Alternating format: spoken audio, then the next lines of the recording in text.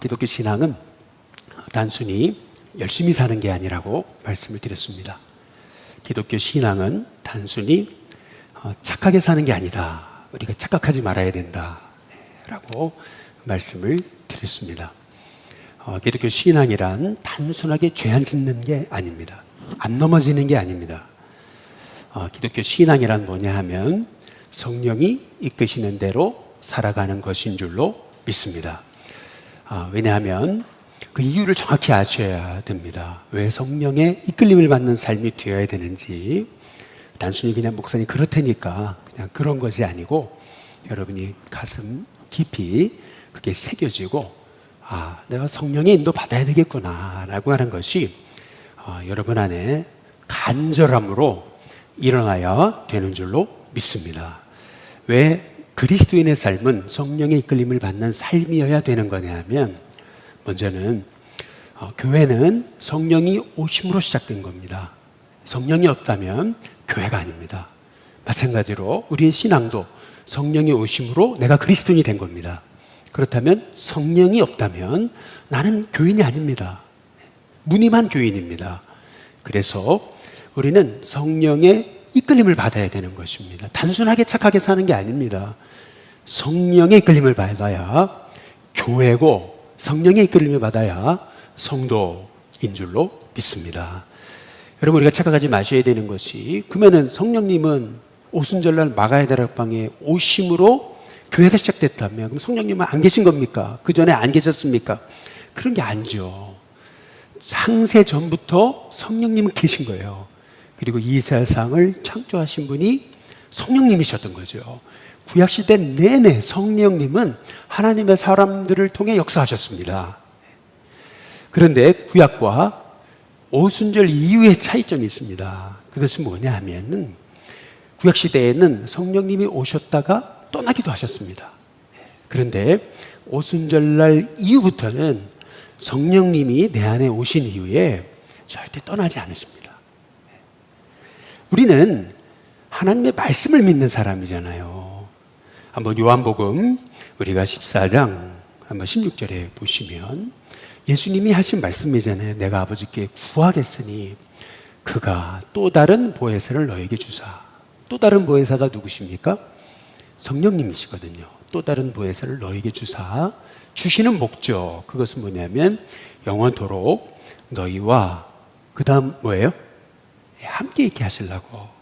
다시 말하면 구약시대랑 신약시대랑 다시 말해 오순절 사건 이후 우리에게 주신 가장 큰 축복은 뭐냐면 한번 따라해 보겠습니다. 성령의 내주.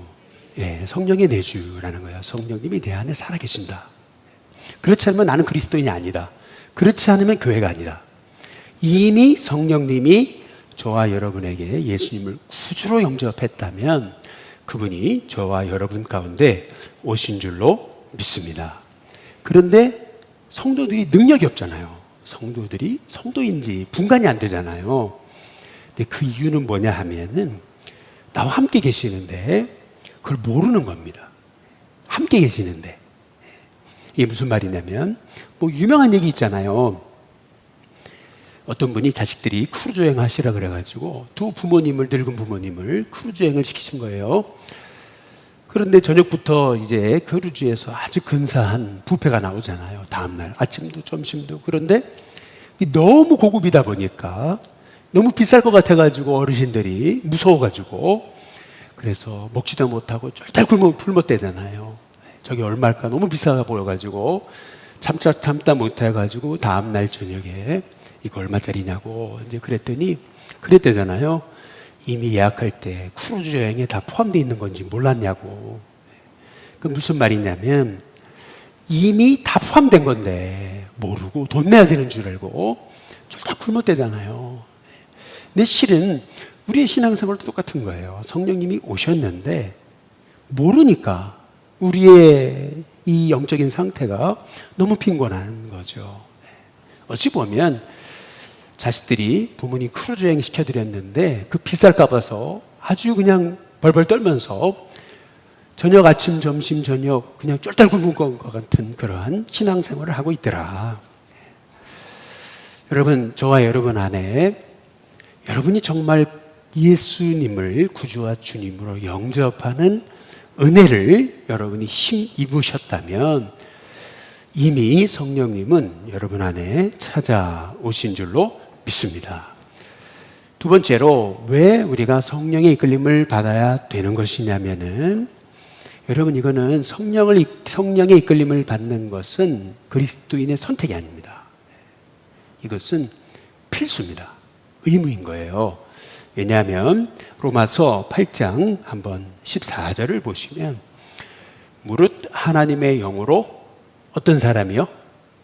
인도함을 받는 사람이 곧 누구예요? 하나님의 아들이에요. 그러니까 거꾸로 뒤집어 보세요. 하나님의 아들이라면 하나님의 영으로 인도함을 받아야 된다.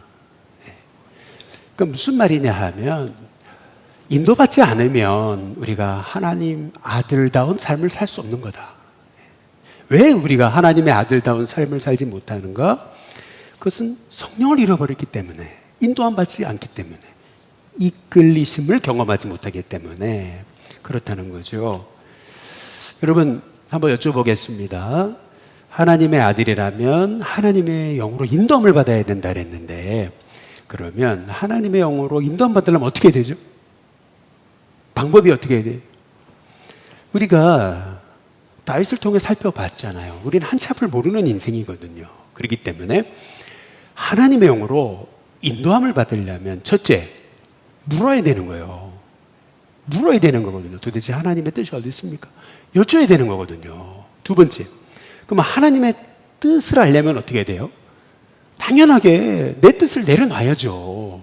그다음에 세 번째, 당연히 하나님 뜻 알았어요. 그럼 어떻게 해야 돼요? 순종해야 되는 거예요. 인도함 받으시려면 여쭤야 되고요. 그리고 내 뜻 내려놔야 되고요. 그리고 순종해야 되는 거예요. 이 세 가지가 하나님의 영으로 인도함을 받으려면 기본적으로 있어야 되는 거죠. 그런데 우리의 문제는 뭐예요? 성령님이 오셨어요. 인도하시려고 하세요. 그런데 어때요? 묻지 않잖아요. 그리고 내 뜻 고집하잖아요. 그리고 순종하지 않잖아요. 그러니까 아니 보세요. 묻지도 않고 그리고 내 뜻 고집하고 순종도 안 하니까 하나님의 아들같이 보이지 않는 거예요. 그래서 세상 사람들이 하는 얘기가 있잖아요. 예수 믿는 사람이 비호감이라고. 예수 믿는 사람이 비호감이래요. 그리고 아니 차라리 세상의 사람들의 모임에서 세상 사람들이 더 잘 나누고 잘 베푼대요. 오히려 말해요. 오히려 그리스도인들이 이기적이 돼요. 근데 여러분 이거를 단순하게 이 교회를 핍박하는 거다 이렇게 생각하면 안 돼요. 여러분 이거요 진지하게 받아들이셔야 돼요. 이거요 우리가요 나를 바라보는 성찰의 기회로 삼으셔야 됩니다. 아멘? 예, 여러분 제가 이 얘기가요 놀랐어요. 100년 전에 영국에서 기록되었던 J.C. 라일이라고 하는 분이 쓴 책이니까 이 내용이 나오더라고요. 제가 너무 충격받았어요. 와, 이게 지금 얘기가 아니구나. 제가 너무 놀랐다니까요. 제가 그 고전을 읽다가 그렇지, 이거는 단순하게 세상이 우리를 핍박하는 얘기가 아니에요. 여러분 이거요 우리가 정말 진지하게만 생각해 봐야 돼요. 자기 성찰의 기회로 삼으시기를 주님의 이름으로 축복합니다. 그리고요 왜 성령의 이끌림을 받아야 되는 거냐 하면은 여러분 이게 그리스도인들이 신학이 있어야 돼요. 여러분 그냥 무턱대고 믿는 거 아니에요. 제대로 믿으려면 신학이 딱 정립이 되셔야 돼요. 그래야 속지 않아요. 사실은요. 아니 무슨 신학교도 안 갔는데 무슨 신학이 아니에요. 여러분 신학이 있어야 돼요. 왜 신학 공부합니까? 신학이 있어야 돼요. 여러분 신학의 기본이 뭐예요? 신학 하나님을 알려면은요 인간을 알아야 돼요. 인간이 뭡니까? 성경이 말하고 있는 건 뭐냐 하면은 인간은 죄로 인해 전적으로 타락한 존재예요. 전적으로 타락했어요. 여러분 믿으십니까? 여러분 사람이요 전적으로 타락한 존재예요. 그게 성경이 죄와 허물로 죽은 거예요. 전적으로 타락한 존재라고 성경이 말하고 있는 거죠. 이 얘기는 뭐냐면 여러분, 사람은요 완전히 그 마음이 이미 삐뚤어진 거예요. 이미 삐뚤어졌어요. 그래서 죄가 뭐냐면 하마르티아라 그러잖아요. 그 하마르티아가 뭐냐면 목적에서 빗나간 거예요. 관역에서 빗나간 겁니다. 이게 하마르티아입니다.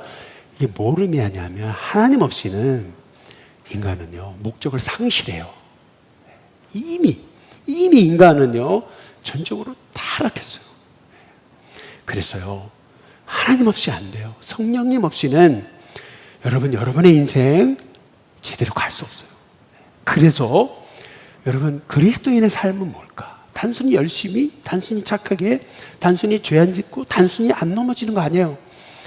그리스도인의 삶은 뭐냐 하면 성령으로 인도함 받아야 돼요.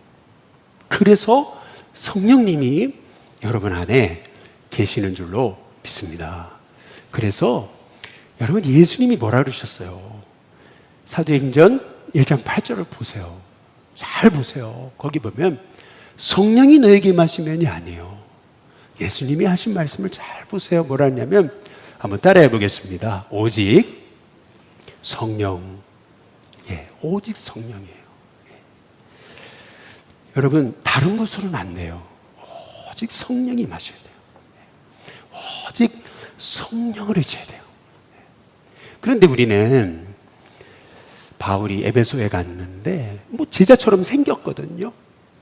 그래서 예수님을 전하는데, 그런데 그 에베소에 있던 제자처럼 보이는 무늬만 제자였던 사람들이 뭐라 그래요? 성경에 나오잖아요.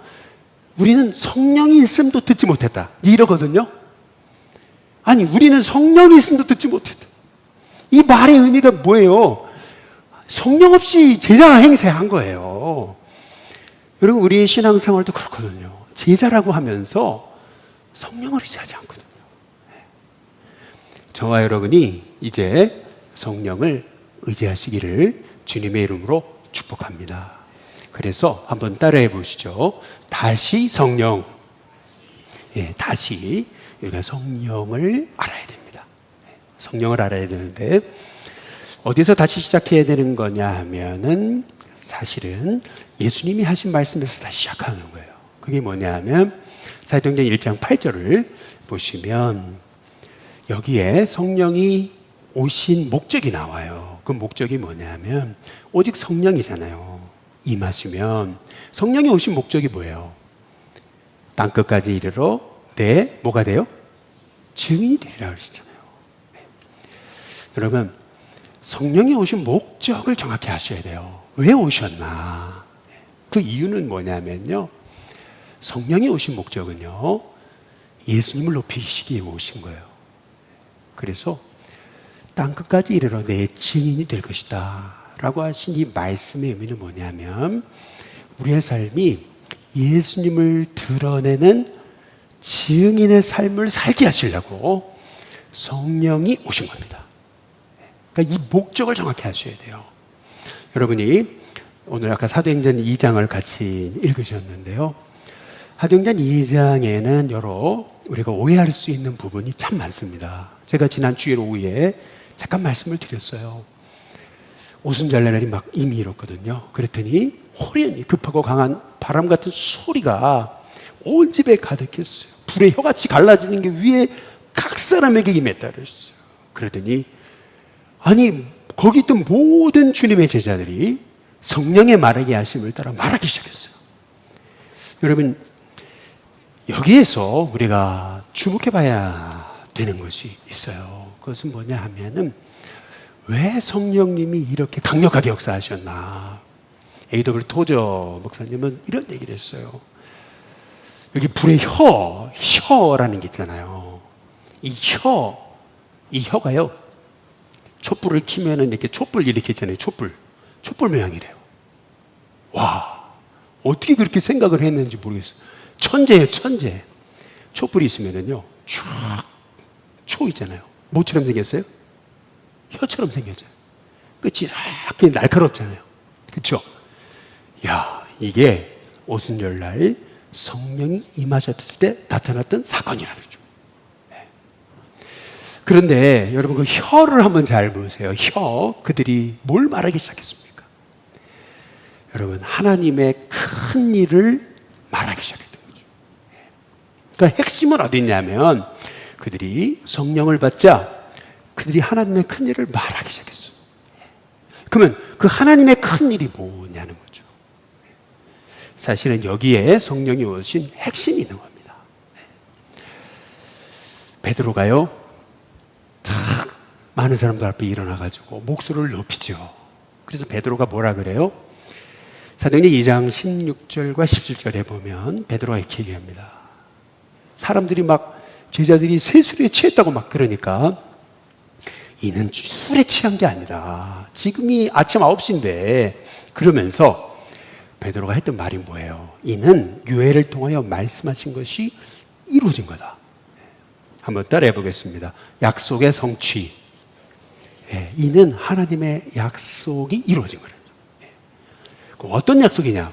17절 나와 있죠. 하나님이 약속하셨잖아요. 말세의 내용을 모든 육체에 부어준다. 그렇죠? 그래서 자녀가 어떻게 돼요? 예언을 하고 젊은이가 환상을 보고 늙은이가 꿈을 꾼대요. 이 언약이, 이 말씀이 이루어진 거다. 그렇죠? 너무 놀라지 마라. 조롱하지 마라. 너무 신기하게 여기지 마라. 이건 말씀이 이루어진 거다. 베드로가 얘기했잖아요. 그러면서 베드로가 했던 말 속에 성령님이 오신 목적이 나와 있어요. 그게 뭐냐면은 사도행전 2장 33절을 보시면 이렇게 얘기합니다. 하나님이 오른손으로 예수님을 뭐예요? 높이시매. 그가 누구예요? 그가 누굽니까? 예수님이에요. 예수님이 약속하신 성령을 아버지께 받아가지고 너희가 보고 아는 이것을 어떻게 한 거예요? 부어주신 거다. 예수님이 하나님이 약속하신 성령을 아버지께 받아서 너희가 보고 아는 이것을 부어주신 거다. 이렇게 얘기하고 있지 않습니까?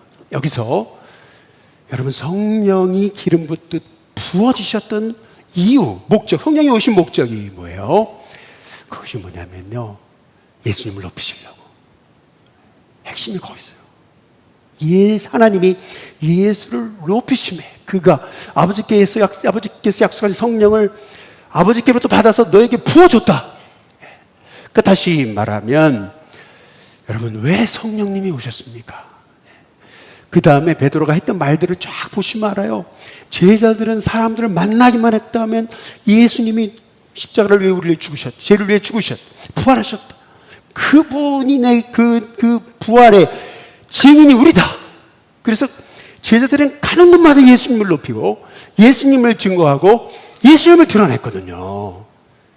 여기서 우리가 알 수 있는 게 있어요. 그것은 뭐냐면요, 여러분 A.W. 토저 목사님이 이런 얘기를 했더라고요. 야, 역시 천재예요. 20세기의 예언자라고 하는 이유가 있어요. 그게 뭐냐면 우리는 성령을 부어달라고 막 기도하잖아요. 그런데 사실은 성령을 부어달라고 기도하기 이전에 우리가 우리의 마음을 다해 주님을 높이고 주님을 찬송하고 감사하고 전도하고 주님을 영화롭게 하려고 내 삶의 목적과 방향이 그분께 맞춰져 있으면, 그러면 성령님은 우리에게 놀랍게 기름 붓고 역사하신다는 거예요. 그러니까 뭐냐 하면 우리의 심령이 끊임없이 예수님을 높여드리면 당연히 우리 마음에 성령이 충만하게 임하신다는 거죠. 여러분, 이제 우리가 해야 될 일이 있는 거예요. 그것은 뭐냐? 성령님 내 안에 오셨잖아요. 그러면 내가 해야 될 일이 뭐예요? 이제는 저와 여러분이 예수님을 높이는 겁니다. 예수님을 찬양하는 것입니다. 감사하는 것입니다. 그분을 증거하는 것입니다. 그분을 영화롭게 하는 것입니다. 그분을 나타내는 거예요. 그분을 바라보는 거예요.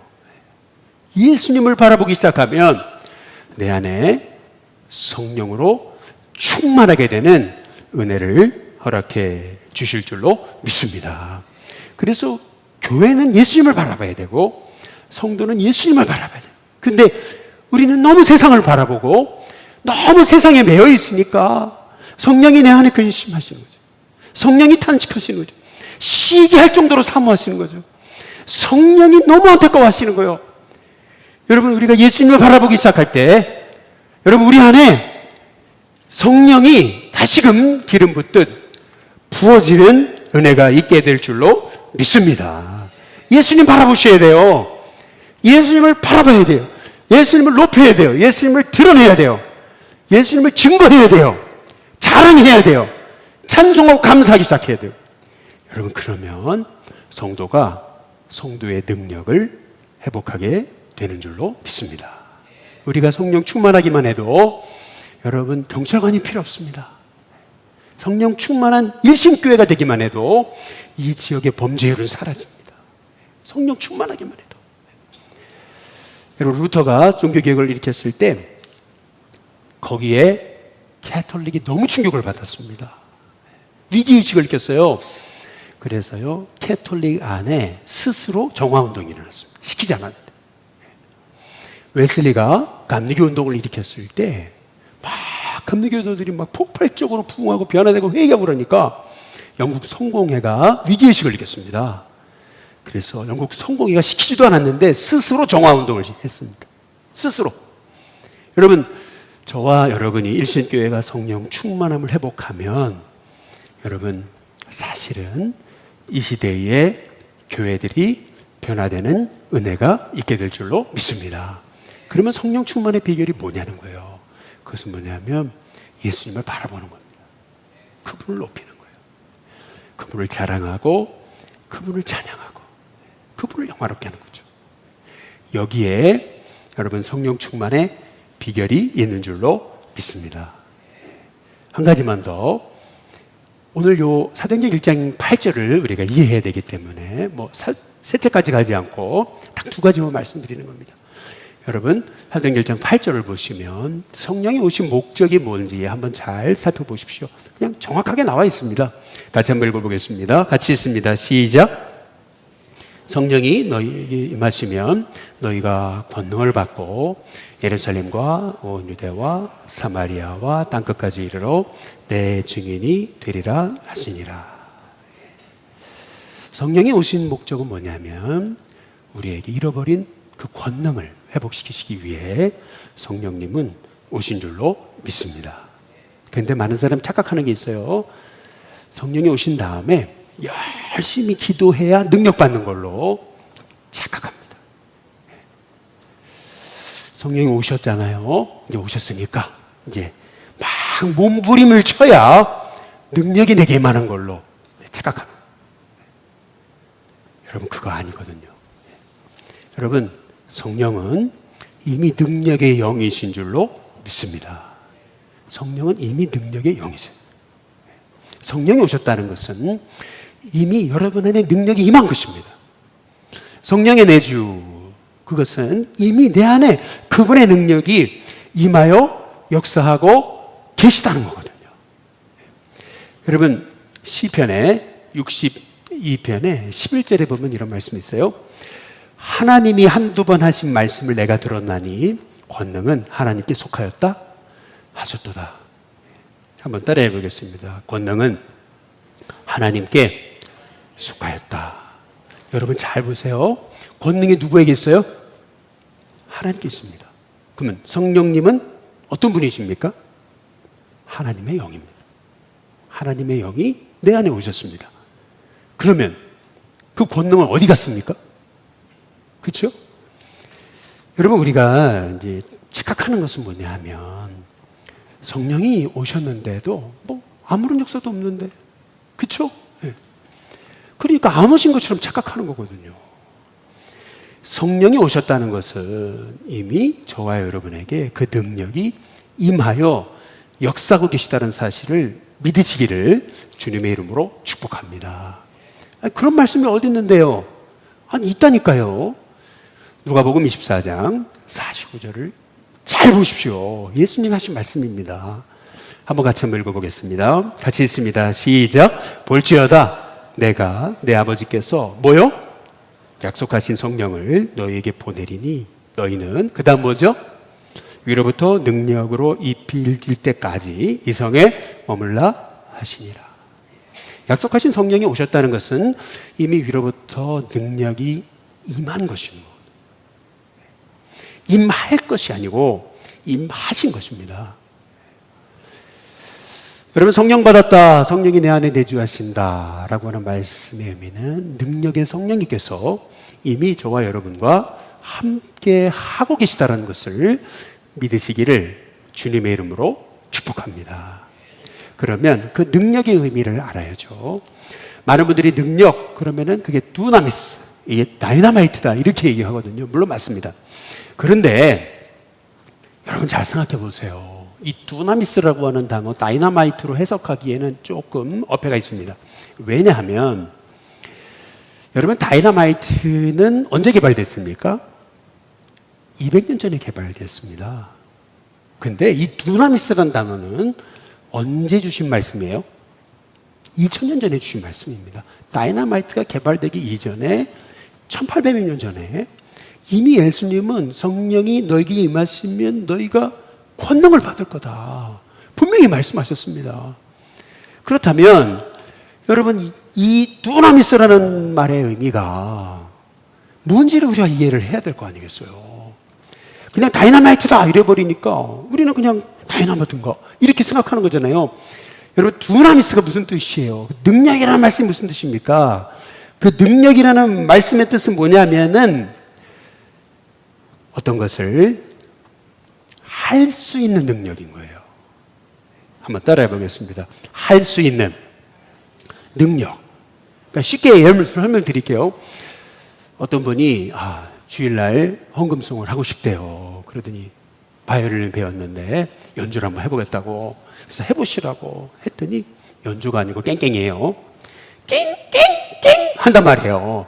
여러분, 그렇다고 생각해 보세요. 그러면 이분은 뭐가 없는 거예요? 바이올린을 연주하고 싶은 열정은 있는데 뭐가 없는 사람이에요? 능력은 없는 사람. 그렇죠? 어떤 사람이 이 동네 깡패들이 많은데 내가 패버리겠다고 그래가지고 이 권투 장갑을 샀어요. 권투 글러브를. 그런데 이 권투 글러브가 얼마나 무거운지 들 힘이 없어요. 그렇죠? 뻗지를 못해요. 근데 어떤 사람은 권투 글러브를 가지더니요, 여러분, 이 건달들을 한번 딱 때렸는데 그냥 KO파 당했어. 여러분 잘 보세요. 이 사람은요, 한 방에 저 건달들을 때려잡는 능력이 있는 거죠. 그렇죠? 그러니까 다시 말하면 여러분, 전도 잘하고 한다면 이 두나미스란 뭘 의미하는 거냐면 이런 거예요. 복음을 너무나 이해하기 쉽게 설명할 수 있는 능력을 주시는 거예요. 여러분, 저와 여러분에게 성령님이 할 말뿐만 아니라 할 수 있는 능력을 허락해 주시는 줄로 믿으시기를 주님의 이름으로 축복합니다. 그러니까 다시 말하면 오직 성령이 임하시면 너희가 권능을 받는다라고 하는 말의 의미, 그 능력이라는 말의 의미는 뭐냐면 세상을 이길 수 있는 능력을 주신 겁니다. 세상을 이길 수 있어요. 여러분, 성령님이 여러분과 함께 하시기 때문에 여러분 반드시 승리합니다. 여러분 믿으시기를 주님의 이름으로 축복합니다. 다윗을 보면 시글락에서 위급한 상황인데 갑자기 그 위급한 상황을 반전시키는 능력이 있잖아요. 그게 다윗의 능력이 아닌 거예요. 이게 성령의 역사하심인 거죠. 성령님은 우리의 절망을 소망으로 바꾸실 수 있는 분입니다. 여러분이 성령님을 의지하고 성령님께 여러분의 인생을 맡길 때 그분은 여러분의 심령에 임한 절망을 소망으로 바꾸실 수 있는 분이신 거예요. 그게 능력인 거예요. 그게 두나미스입니다. 다시 말하면 성령님을 의지하기 시작하면 죄를 이길 수 있는 능력을 주시는 거예요. 성령님을 의지하기 시작하면 주님을 바라볼 수 있는 능력을 주시는 거예요. 성령님을 의지하기 시작하면 낙심을 이길 수 있는 능력을 주시는 거예요. 여러분, 이게 두나미스입니다. 저와 여러분에게 이 성령을 의지하는 귀한 여러분 이미 주신 능력을 이제 성령을 의지하고 성령님께 맡기고 성령님을 더욱더 우리가 성령님으로 충만하기 위해 정말 구원의 주심이고 우리의 믿음으로 온전케 하시는 분이신 예수님을 바라볼 수 있는 저와 여러분이 되시길 주님의 이름으로 축복합니다. 제가 이 말씀만 드리고 마치겠습니다. A.B. 심슨이라고 하는 미국의 유명한 복음 전도자가 있었습니다. 이분이 성령으로 충만하다는 것을 너무 아주 쉽게 설명을 했어요. 어떻게 설명을 했냐면 바닷물에 이렇게 딱 코르크로 마개가 잠겨진 유리병이 있어요. 이걸 던졌단 말이에요. 그런데 이게요, 이 병이 물속으로 깊이 들어갈 수 있는 방법은 뭐겠어요? 뚜껑을 열어야 되는 거예요. 뚜껑을 열어야 돼요. 네.